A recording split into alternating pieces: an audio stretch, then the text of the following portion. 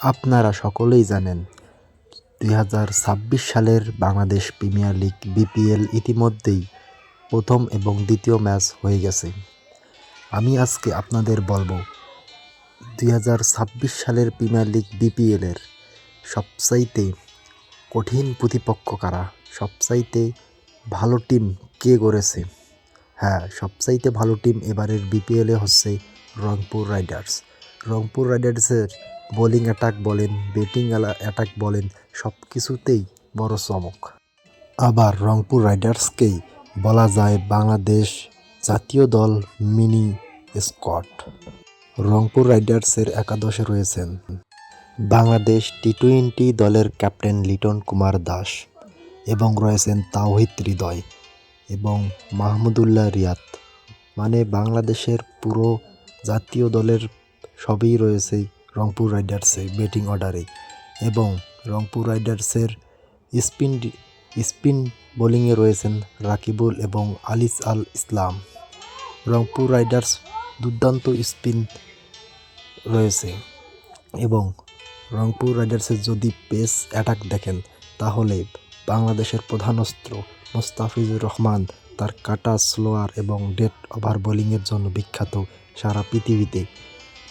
সেই মোস্তাফিজুর রহমান রয়েছে রংপুর রাইডার্সের একাদশে।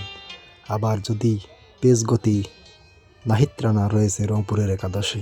আরও বিদেশি সাইনিংয়ের যদি দিকে তাকান তাহলে দুর্দান্ত তার স্কোয়াড রয়েছে। খুজদির শাহ, ইফতেখার আহমেদ, আরও রয়েছে David Malan top order batsman এবং রয়েছে কাইল মায়ার্স দুর্দান্ত ব্যাটসম্যান একজন। আরও রয়েছে তাদের একাদশেই পাকিস্তানের আরও রয়েছে ফাহিম আশরাফ দুর্দান্ত ব্যাটিং এবং বোলিং। যে কোনো মুহূর্তে এই ব্যাটসম্যানরা তাদের টিমের জন্য যে কোনো কিছু করতে পারে। টিমের একবারে মেন টপিক তাদের মোমেন্ট তারা ধরে রাখতে পারবে এবং ম্যাচ উইনিং পারফরমেন্স দিতে পারবে। রংপুর রাইডার্সের আরও অনেক প্লেয়ার রয়েছেন। এমিলিও গে রয়েছে। পাকিস্তানের একজন স্পিনার রয়েছেন সুফিয়ান মুকিম, বর্তমান ভালো বোলিং করতেছেন।